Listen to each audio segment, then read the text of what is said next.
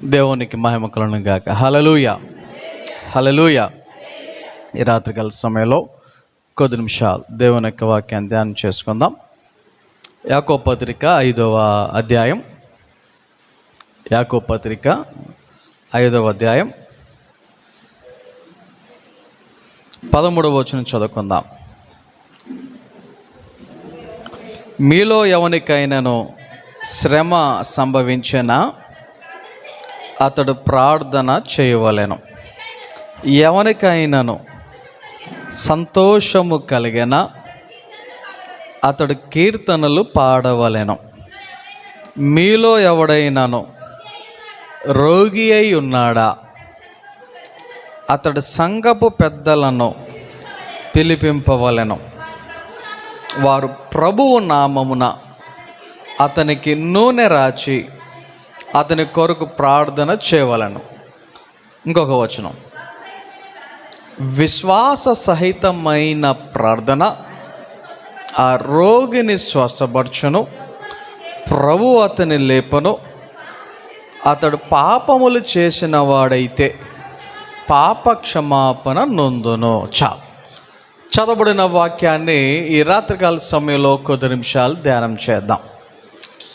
ఈ యొక్క మాటలు ఎవరు రాస్తున్నారు ఏంటి అనేటువంటి విషయాలు కనుక మనం గమనిస్తే, యాకోబు అనేటువంటి శిష్యుడు ఈ మాటలు రాయుచున్నట్టుగా మనకి కనబడుతూ ఉంది.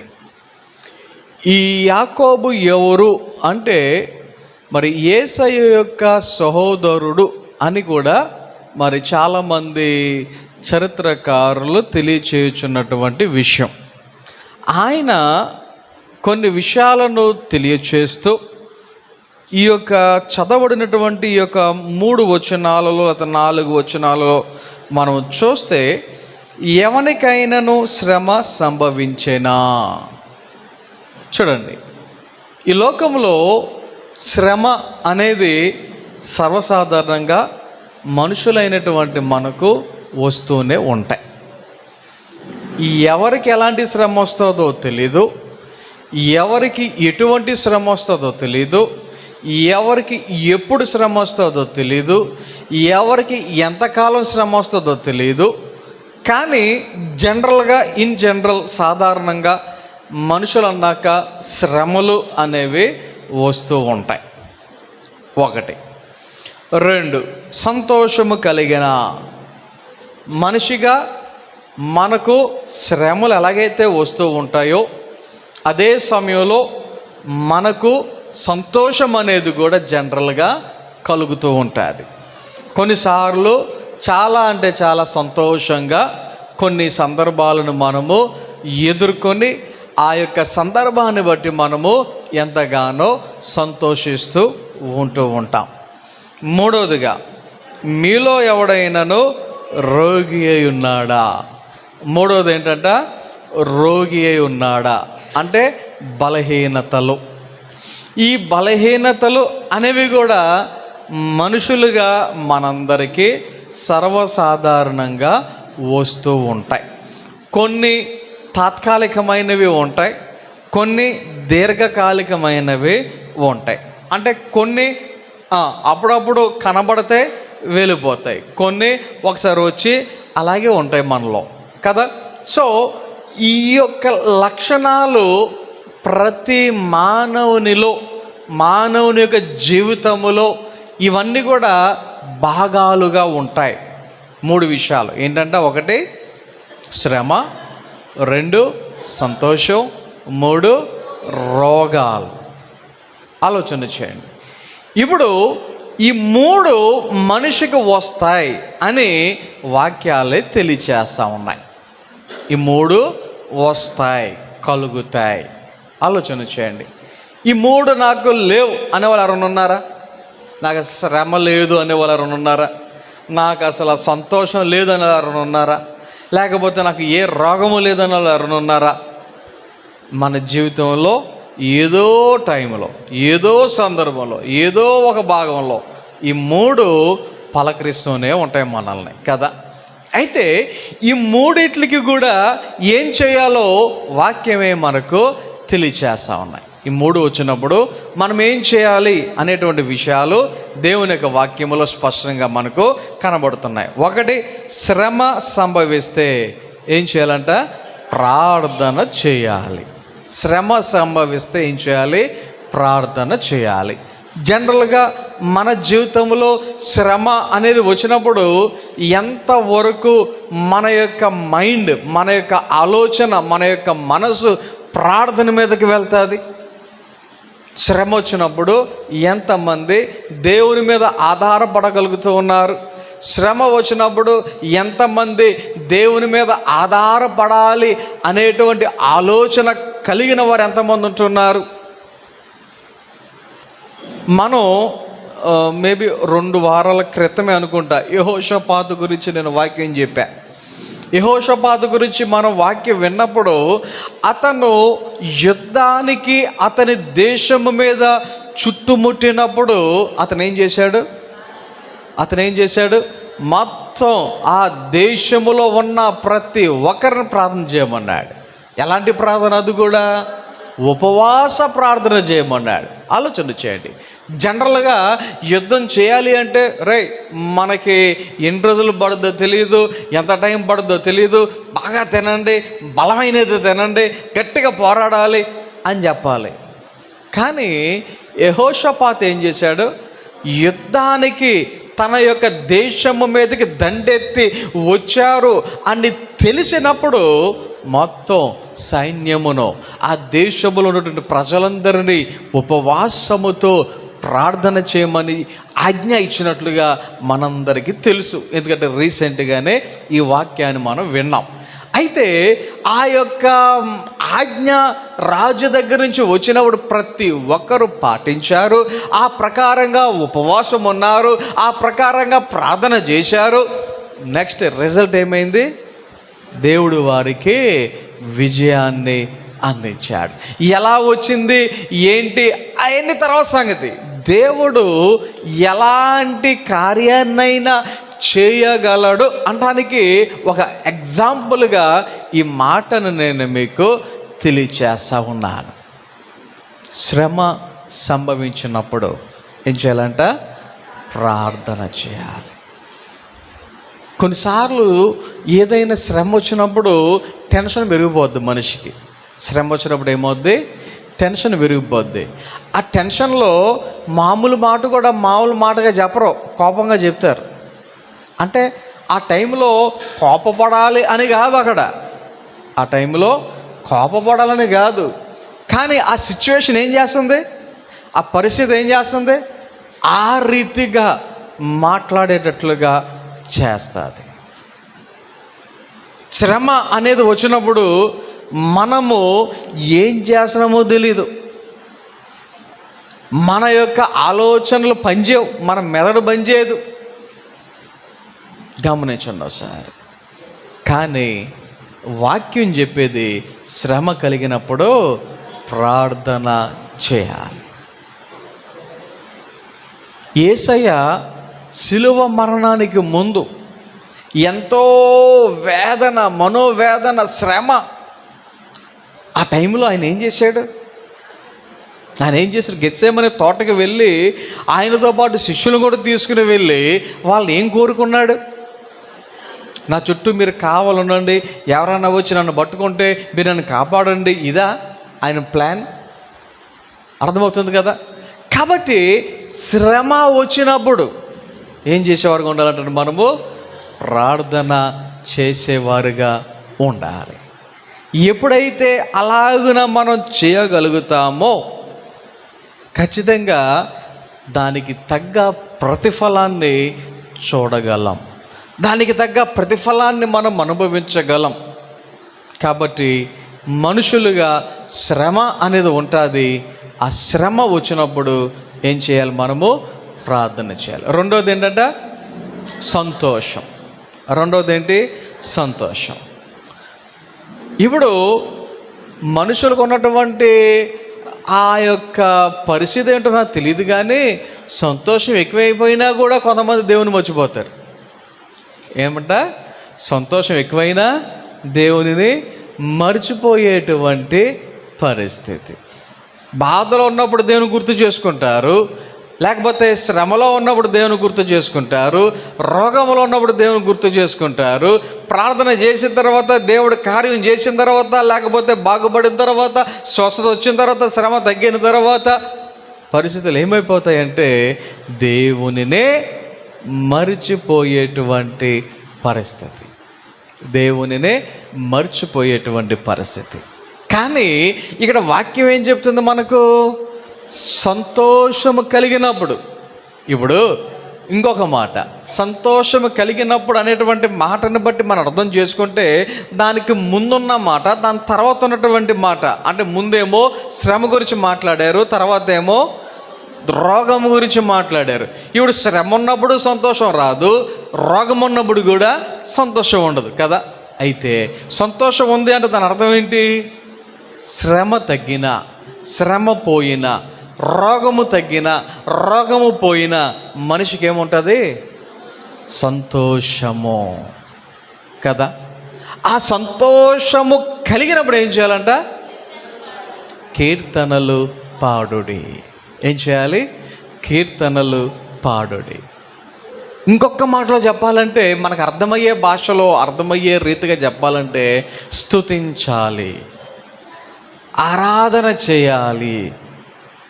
దేవునిని ఆరాధించేవారిగా, దేవునిని స్తుతించేవారిగా, పాటలు పాడేవారిగా మనం ఉండాలి. ఇంతకుముందు అంటే ఏదో 2-3 నెలల ముందు కాదు, లేకపోతే 2-3 సంవత్సరాల ముందు కాదు, కానీ అక్కడక్కడ అప్పుడప్పుడు కొంతమంది పనులు చేసుకుంటూ రోడ్ల మీద ఏదైనా కావుడు మోసుకుంటానో, లేకపోతే గేదెలు తోలుకుంటానో, సైకిల్ తొక్కుకుంటానో పాటలు పాడుతూ వెళ్ళేటువంటి పరిస్థితులు కొన్ని సంవత్సరాల క్రితం కనబడాయి. రోడ్డు మీద పాటలు పాడుకుంటూ వెళ్ళేటువంటి పరిస్థితులు కనబడాయి. మరి ఈ రోజుల్లో ఎవరు పాటలు పాడుతున్నారు చెప్పండి ఒకసారి? మనం పాడతాం మానేసి ఫోన్లు పాడుతున్నాయి కదా. పరిస్థితులు మారిపోయినాయి. మనిషి జీవితంలో సంతోషం అనేది ప్రస్తుత దినాలలో తగ్గిపోతూ వస్తుంది. నిద్ర అనేది తగ్గిపోతూ వస్తుంది. ఆరోగ్యం అనేది తగ్గిపోతూ వస్తుంది.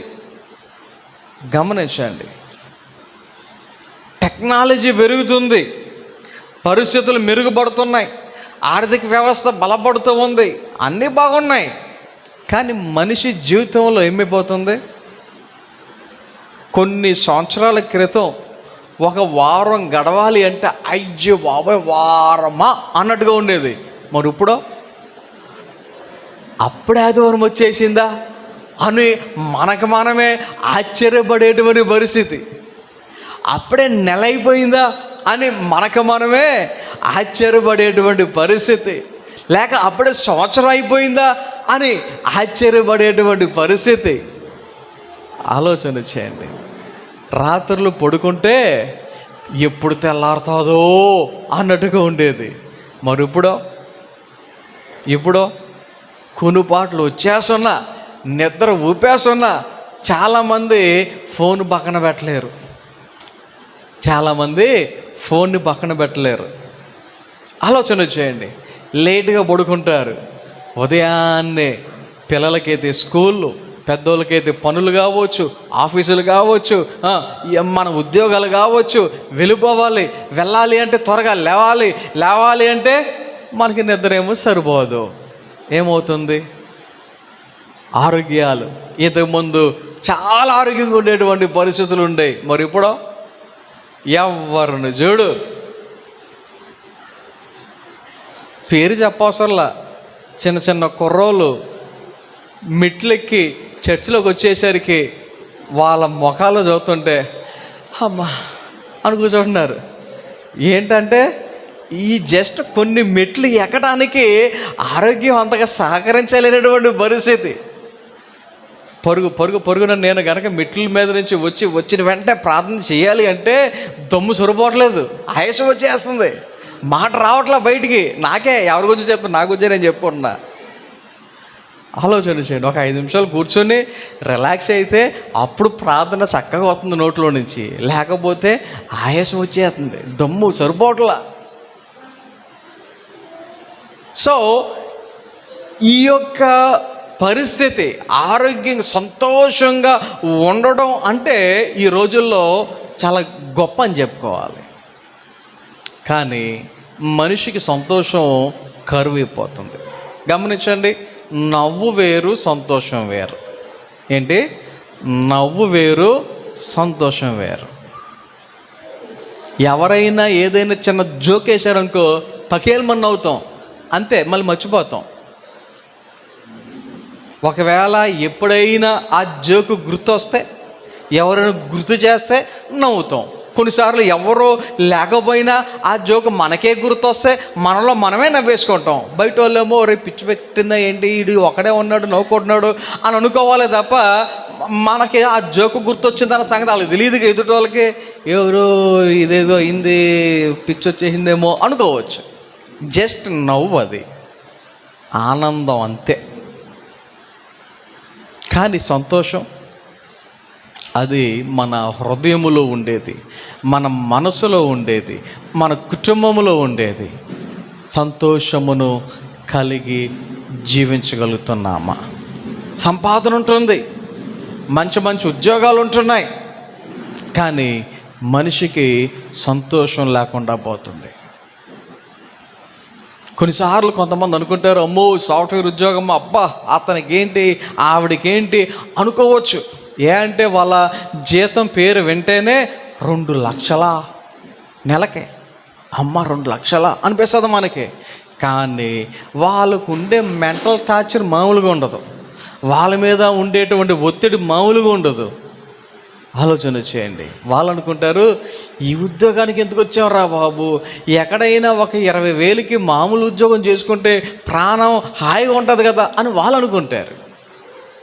ఏ అంటే అందులో ఉండేటువంటి టెన్షన్స్ అది వాళ్ళకి అర్థమవుతాయి. గమనించండి, సంతోషం అనేది ఏమవుతుంది, మనిషికి కరువు అయిపోతుంది, తగ్గిపోతూ ఉంది. అయితే ఇక్కడ వాక్యం ఏమంటుందంటే, సంతోషము కలిగిన అతడు కీర్తనలు పాడవలెను, ఆరాధన చేయవలెను, దేవునిని స్తుతించవలెను, దేవునిని మహిమపరచవలెను. ఉదాహరణకి దావీదుని కనుక మనము ఒక ఎగ్జాంపుల్గా తీసుకోగలిగితే, దావీదు ఆయన యొక్క జీవితంలో సంతోషములో ఉన్నప్పుడు కీర్తనలు పాడినటువంటి సందర్భాలు ఉన్నాయి, శ్రమలో ఉన్నప్పుడు కూడా ఆయన కీర్తనలు పాడినటువంటి సందర్భాలు ఉన్నాయి. మరి ఈరోజు మన యొక్క వాక్యం ప్రకారంగా సంతోషములో ఏం చేయాలంట, కీర్తనలు పాడాలి. మన జీవితంలో మనం బాగున్నాం, మనకు అన్ని పరిస్థితులు బాగున్నాయి, మన వసతులు బాగున్నాయి, లేకపోతే మన యొక్క ఇంటి పరిస్థితులు బాగున్నాయి, లేకపోతే కుటుంబ పరిస్థితులు బాగున్నాయి అనుకున్నప్పుడు ఏం చేయగలగాలి, మనము దేవునిని స్తుతించగలగాలి, దేవునిని కీర్తించగలగాలి, ఆరాధించగలగాలి. కాకపోతే ఇక్కడ సమస్య ఏంటంటే, ఏదైనా శ్రమ వచ్చినప్పుడు దేవుని దగ్గరకు వస్తారు, ప్రార్థనలు చేస్తారు, తగ్గిపోయిన తర్వాత దేవునినే మర్చిపోతున్నటువంటి పరిస్థితులు. మంచి పరిస్థితులు దేవుడు ఇచ్చినప్పుడు ఆయనకు దూరం అవుతున్నటువంటి పరిస్థితులు. మూడవదిగా,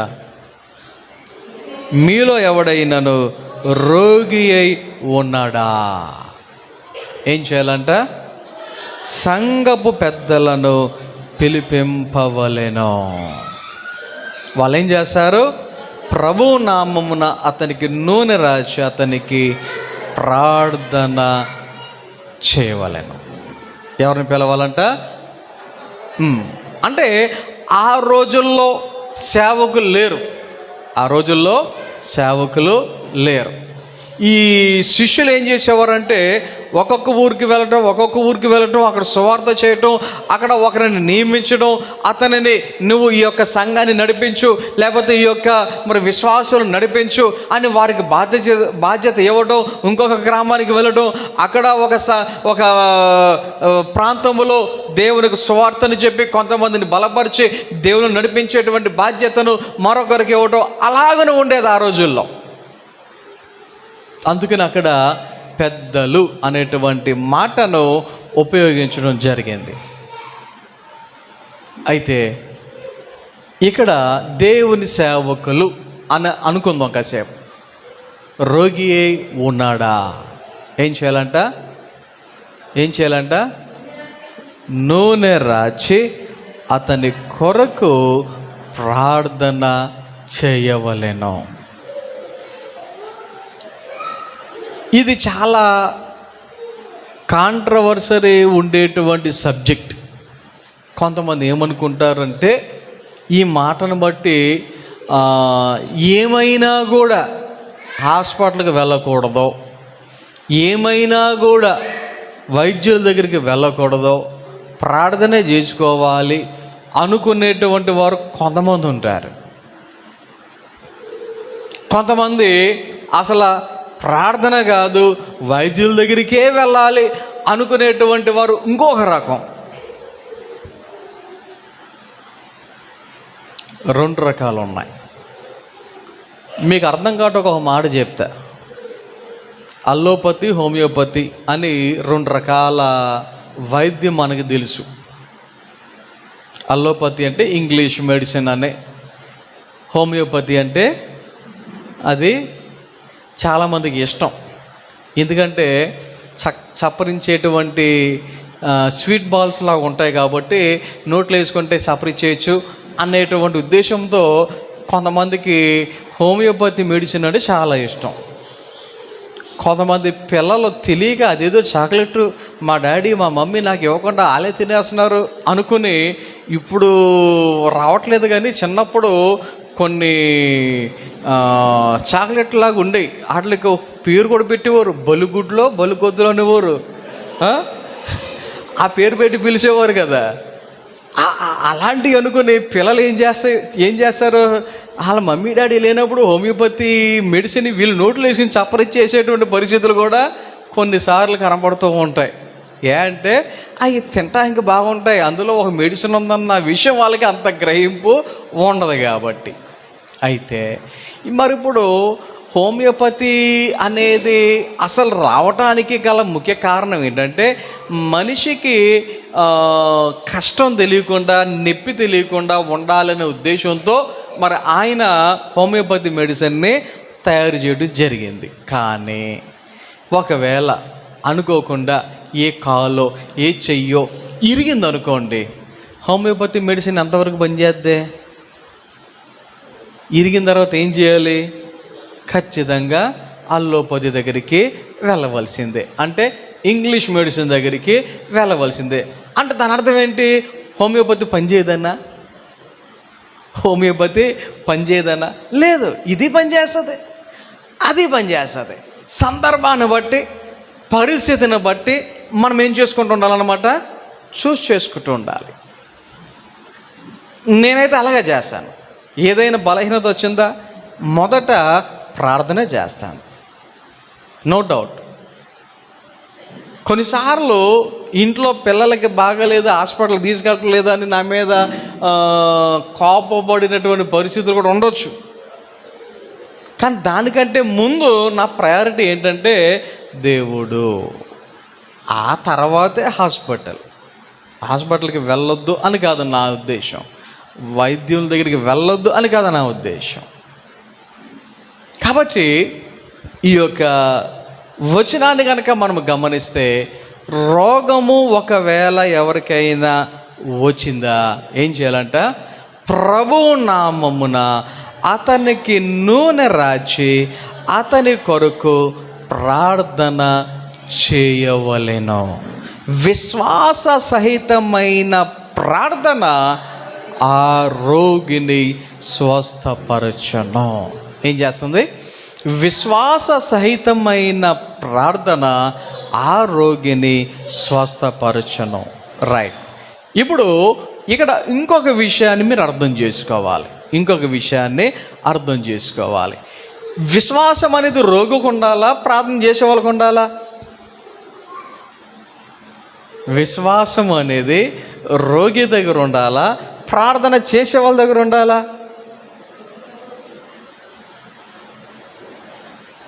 కష్టమైన ప్రశ్నలాగా ఉంది కదా. ఏదో ఏకైతే మేకేశారు, మేకైతే ఏకేశారు అన్నట్టుగా అలాగుంది కదా ఈ పాయింట్. రోగికి విశ్వాసం ఉండాలా, చేసే వ్యక్తికి విశ్వాసం ఉండాలా? ఇద్దరికి ఉండాలి. ఎవరికి ఉండాలి? ఇద్దరికి ఉండాలి. బాగా గమనించండి. చేసేటువంటి వ్యక్తిలో విశ్వాసం ఉండాలి, చేయించుకునే వారిలో ఏముండాలి? విశ్వాసం ఉండాలి. ఎప్పుడైతే విశ్వాసముతో ప్రార్థన చేస్తారో వాక్యం ఏమంటుంది? విశ్వాస సహితమైన ప్రార్థన ఆ రోగిని స్వస్థపరచును. దీనికి చిన్న ఎగ్జాంపుల్ నేను మీకు చెప్తా. మత్తయి సువార్తలో 9వ అధ్యాయము 22వ వచనంలో చదివిన, మార్కు సువార్త 5వ అధ్యాయము 25వ వచనం నుంచి మనం చదువుకుంటూ వెళ్ళినా, అక్కడ రక్తస్రావముతో బాధపడుచున్నటువంటి ఒక స్త్రీ గురించి అక్కడ దేవుని యొక్క వాక్యాలు మనకి కొన్ని విషయాలు తెలియజేశాయి. ఆమె 12 సంవత్సరాల నుండి ఆ వ్యాధితో బాధపడుతుంది. ఎంతకాలం? 12 సంవత్సరాల నుండి. ఆలోచన చేయండి. 12 సంవత్సరాల నుండి ఆ వ్యాధితో ఉండటం, అది ఎంత భయంకరం, ఎంత ఇబ్బంది, ఎంత బలహీనత. వాక్యంలో మనం చదివితే మార్కు సువార్తలో అయితే ఇలా కూడా చెప్పారు, తనకు ఉన్నదంతా కూడా ఏం చేసిందంట? వ్యయపరిచాను, అంటే ఖర్చు చేశాను. మొత్తం అన్ని హాస్పిటల్స్కి వెళ్ళిపోయింది, లేకపోతే వైద్యులందరి దగ్గరికి వెళ్ళిపోయింది. మొత్తం తనకు ఉన్నటువంటి ప్రతి రూపాయితో సహా ఖర్చు పెట్టేసింది. కానీ ఏం కాలేదు, ఆమెకు నయం కాల, స్వస్థత లేదు, బాగుపడలా, రోగం కుదరలా. కానీ ఆమె ఎవరి గురించి విందంట? యేసయ్యను గురించి వింది. ఆమె యేసయ్యను గురించి వింది. ఎప్పుడైతే యేసయ్యను గురించి విందో ఆమె మనసులో ఒక ఆలోచన వచ్చింది. ఏంటి ఆ ఆలోచన? ఆయన యొక్క వస్త్రపు చెంగు ముట్టితే చాలు, నేనేమైపోతాను? బాగుపడుదును. ఆలోచన చేయండి. ఆమెకు ఎంత విశ్వాసం వచ్చిందో ఆలోచన చేయండి. ఎప్పుడు వచ్చింది ఆ విశ్వాసం? విశ్వాసం యేసయ్యను గూర్చి విన్నప్పుడు. అందుకనే హెబ్రీయులకు రాసిన పత్రికలు మనం చదువుతాం కదా, వినుట వలన విశ్వాసం. ఎవరి గురించి వినాలి? యేసయ్యను గూర్చినటువంటి విషయాలు.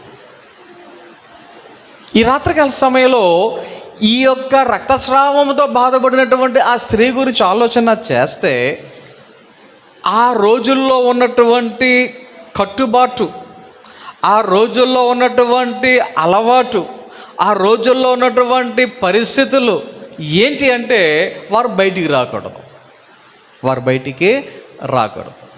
ఎవరిని ముట్టకూడదు.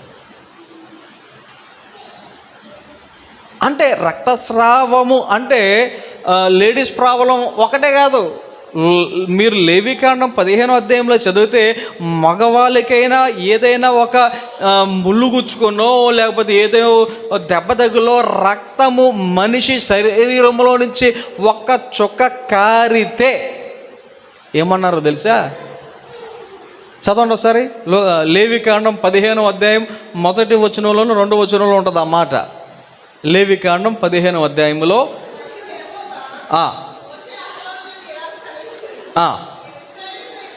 ఇశ్రాయేలీయులతో ఇట్లనుడి.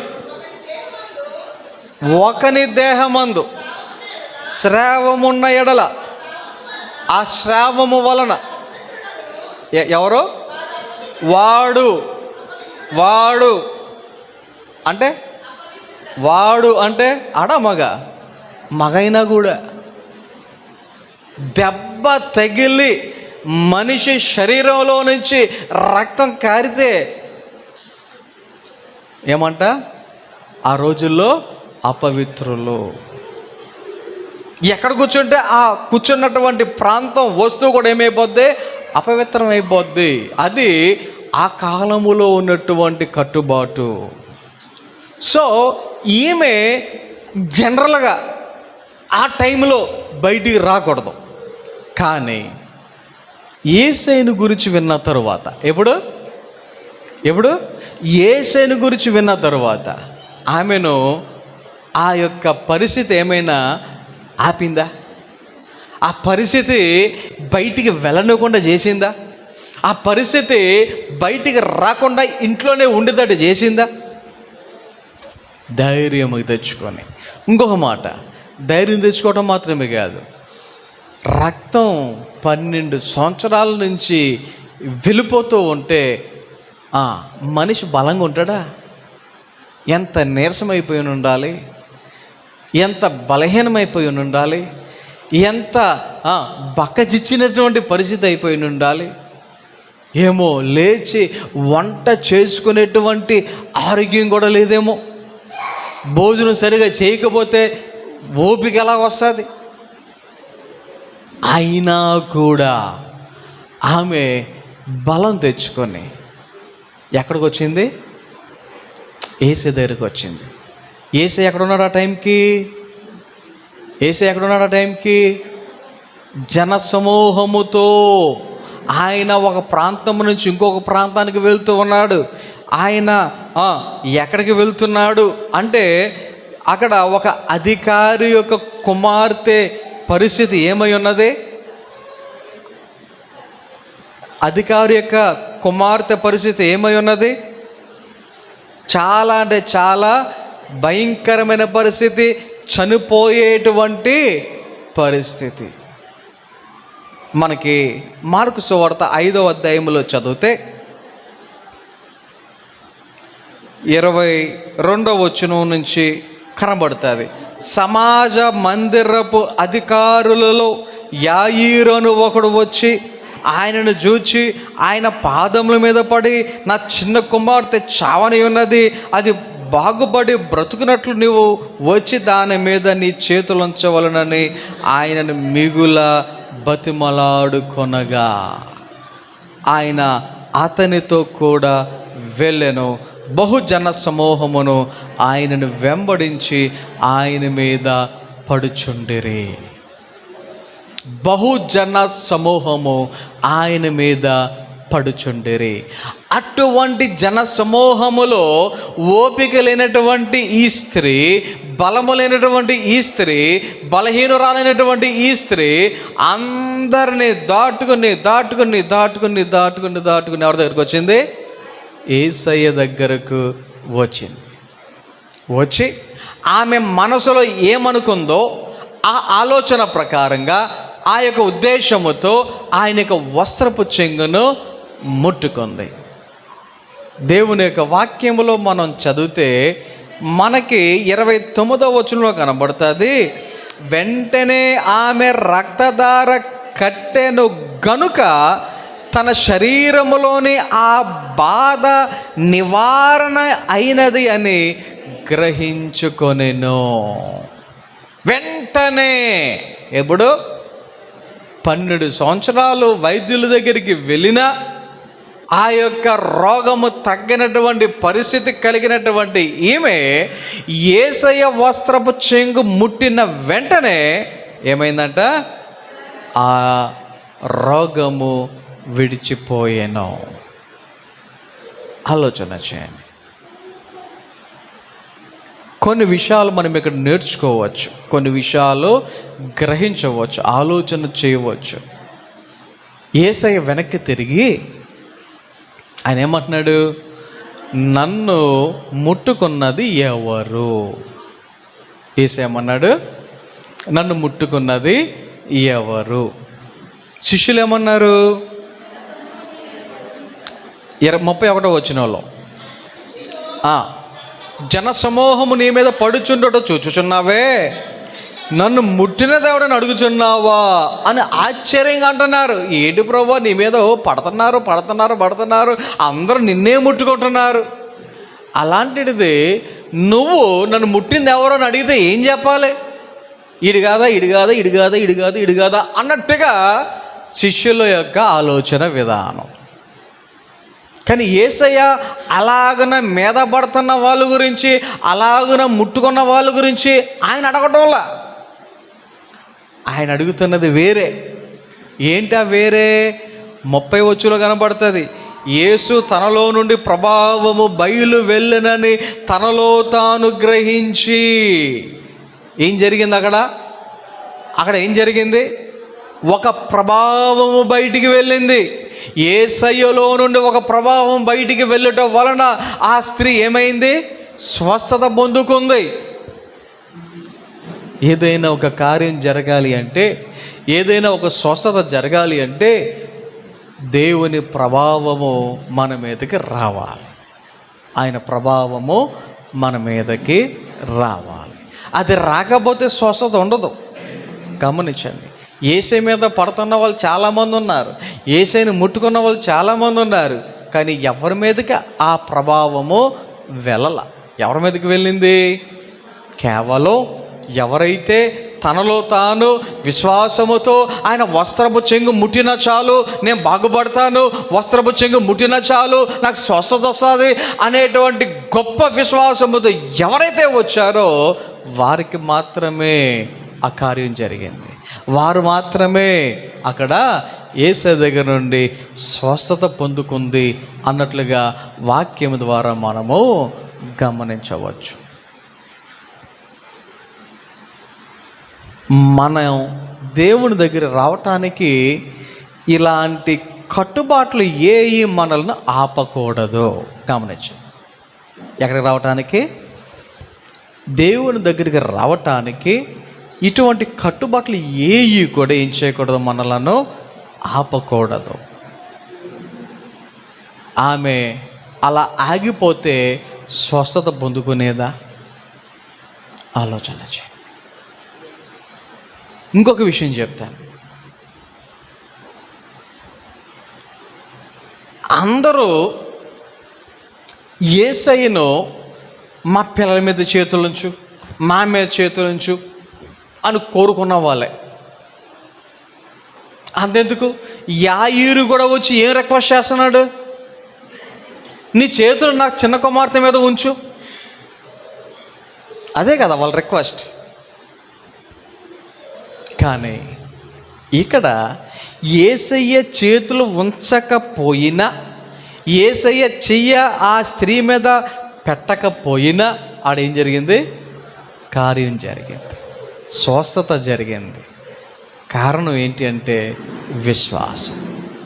కారణం విశ్వాసం. ఈ రాత్రికాల సమయంలో నేను చెప్దామనుకున్నటువంటి మాట ఏంటంటే, విశ్వాస సహితమైన ప్రార్థన రోగిని ఏం చేస్తుంది?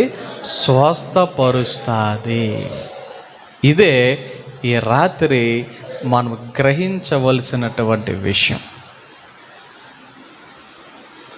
అంతమందిలో యేసయ్యను వెనక్కి తిరిగి ఎవరు అని ఎంక్వైరీ చేసేటట్లుగా చేసింది ఆమె యొక్క విశ్వాసం. అర్థమవుతుందా? ఆమె విశ్వాసం ఏం చేసింది? అంతమందిలో ఎవరబ్బా ఇంత విశ్వాసం కలిగి ఉన్నారు అని యేసయ్య నడుచుచు వెళుతున్నటువంటి ఆ యొక్క నడకను ఆపి వెనక్కి తిరిగి ఎవరో నాకు కావాలి, నేను చూడాలి అనేటట్లుగా చేసింది. జనరల్గా బలహీనుల దగ్గరికి వెళ్ళటానికి ఇష్టపడతారా? రోగుల దగ్గరికి వెళ్తాకి ఇష్టపడతారా? ముట్టకూడదు అనేటువంటి కట్టుబాట్లు ఉన్నటువంటి రోజుల్లో ముట్టడానికి ఎవరైనా ఇష్టపడతారా? గమనించండి. చెప్పటానికి కొద్దిగా ఇబ్బందిగా ఉన్న కొన్ని సంవత్సరాల క్రితం పరిస్థితులు ఎలా ఉండేవి అంటే, అగ్రకులాల వాళ్ళు తక్కువ కులస్తులు వాళ్ళ ఇంటికి దరిదాపుల్లో కూడా రానిచ్చేటువంటి పరిస్థితి ఉండేది కాదు. ముఖ్యంగా దళితుల గురించి నేను మాట్లాడుతున్న మాట. అప్పట్లో ఒక సాంప్రదాయం అనాలో ఏమన్నాలో తెలియదు కానీ, మూతికి మొంత వెనకాల చీపురు కట్టుకుని నడవాలంట. అది దళితుల యొక్క పరిస్థితి. ఏంటి ఈ బలహీనతల రోగాల గురించి కదా నేను చెప్పేది, మామూలుగానే. అయితే మామూలు పరిస్థితి ఉన్నప్పుడే ముట్టకూడదు అనేటువంటి పరిస్థితి ఉంటే, మరి బలహీనత వచ్చినప్పుడు అంతెందుకు? లెప్రసీ, కుష్ఠరోగం వచ్చినప్పుడు వాళ్ళు ఎక్కడి నుంచేవారు? ఊరికి వెలుపల ఎక్కడో ఉంచేవారు. ఊర్లోకి రానిచ్చేవారా? వారితో సహవాసం చేసేవారా? వాళ్ళని ముట్టుకునేవారా? ఈ రోజుకి ముట్టుకోం మనం, ఈ రోజుకి ముట్టుకోం. అవునా? అలాంటి కట్టుబాట్లు ఉన్నా కూడా యేసయ్య ఏం చేశాడు? ఎవరో వెనక్కి తిరిగి ఆమెతో మాట్లాడుతున్నాడు. ఏమని? కుమారి, నా కుమార్తె, కుమారి. బయటలాగా చూడటం లేదు ఆయన, తన ఫ్యామిలీగా చూస్తున్నాడు. అక్కడ యేసయ్య చెప్పినటువంటి మాట, నీ విశ్వాసము నిన్ను స్వస్థపరచు, సమాధానము గలదానవై పొమ్ము, నీ బాధ నివారణ అయి నీకు స్వస్థత కలుగును గాక అని ఆమెతో చెప్పాను. అదే మత్తయి సువార్తలో 9వ అధ్యాయంలో ఇదే విషయం మనకి కనబడుతుంది. అక్కడ ఆ యొక్క సందర్భంలో యేసయ్య చెప్పినటువంటి మాట, యేసు వెనుకకు తిరిగి ఆమెను చూచి, కుమారి ధైర్యముగా ఉండము, నీ విశ్వాసము నిన్ను బాగుపరచునని చెప్పగా ఆ గడియ నుండి ఆ స్త్రీ బాగుపడాను. ఇక్కడ ఇంకొక విషయం కూడా మనం ఆలోచన చేయవచ్చు. ఇదంతా ఎవరు చూస్తున్నారు? యాయీరు చూస్తున్నాడు. ఎందుకంటే అక్కడ యేసయ్య ఎక్కడికి వెళ్తున్నాడు? యాయీరు ఇంటికే వెళ్తున్నాడు. యాయీరు ఏమడిగాడు? నా కుమార్తె చచ్చిపోయేటట్టుంది, నీ చేతులుంచు అన్నాడు. ఇప్పుడు ఈ యొక్క సన్నివేశం ఏదైతే ఆయన చూచాడో, ఈ యొక్క 12 సంవత్సరాల నుండి బలహీనతతో ఉన్నటువంటి ఈమెకు ఎప్పుడైతే కార్యం జరిగిందో, ఇప్పుడు యాయీరులో కూడా ఏం జరుగుద్ది? ఆయన యొక్క విశ్వాసం కూడా బలపడుద్ది. అవునా కాదా? ఇప్పుడు చర్చిలో సాక్ష్యాలు ఎందుకు చెప్పమంటారు? మిమ్మల్ని నుంచోబెట్టి మేము పనిష్మెంట్గా చెప్పమని కాదు. అది సాక్ష్యం చెప్పడం వల్ల 2 విషయాలు. ఒకటే దేవునికి మహిమ, ఒకటేంటి? దేవునికి మహిమ. రెండోది ఏంటి? ఇతరులు మన సాక్ష్యాన్ని విని, దేవుడు మనకు చేసినటువంటి కార్యాన్ని వారు విని, వారి యొక్క విశ్వాస జీవితంలో ఏమవుతారు? వారు కూడా బలపరచబడతారు. ఎంకరేజ్మెంట్. ఇక్కడ యాయీరు కూడా ఏమై ఉంటాడు?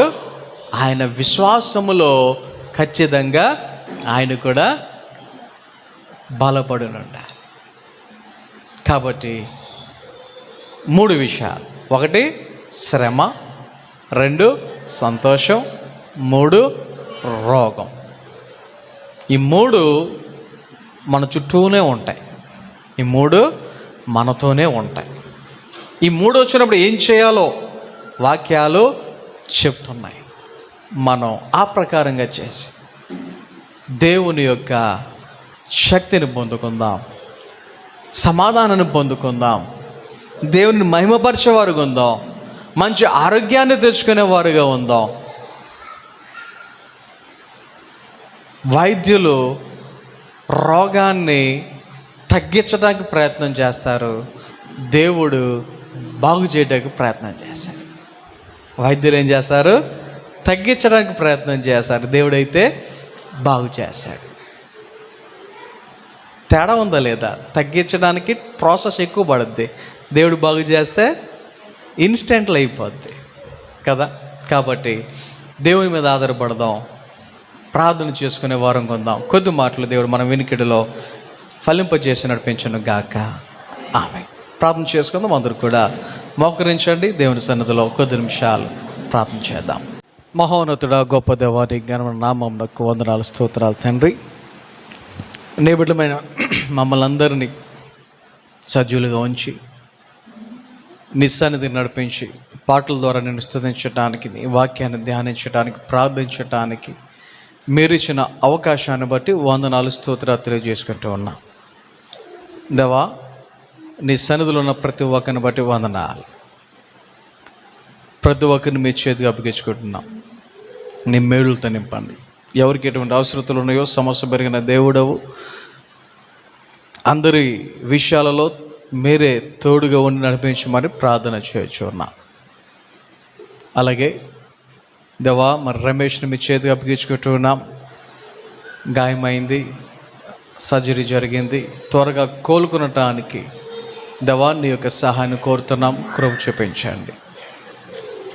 ప్రతి సంఘ బిడ్డలకు నీ యొక్క ప్రత్యేకమైన కాపుదల, నీ భద్రత ప్రతి ఒక్కరి మీద ఉండునుగాక. దేవా, నీ మేలులతో నింపమని, సహాయం చేయమని నీ సన్నిధిలో మొరపెడుతూ ఉన్నా.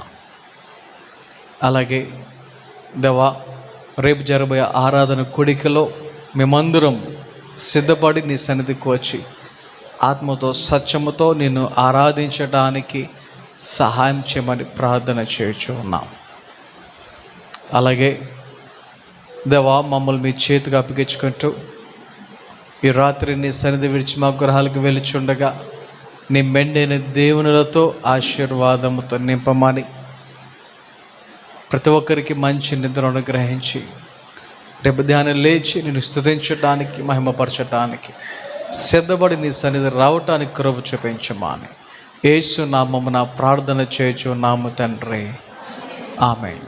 మన తండ్రి అయిన దేవుని ప్రేమ, కుమారుడైన యేసుక్రీస్తు వారి కృప, పరిశుద్ధాత్మిక నిన్ను సహవాసము, సహాయము, కాపుదల, నడిపింపు ఇప్పుడు ఎల్లప్పుడు ఆయన బిడ్డలను మనందరకు సదాకాలము తోడే నడిపించును గాక. ఆమేన్. యేసు రక్తమే ఇచ్చాం, ప్రభు యేసు రక్తమే ఇచ్చాం. యేసు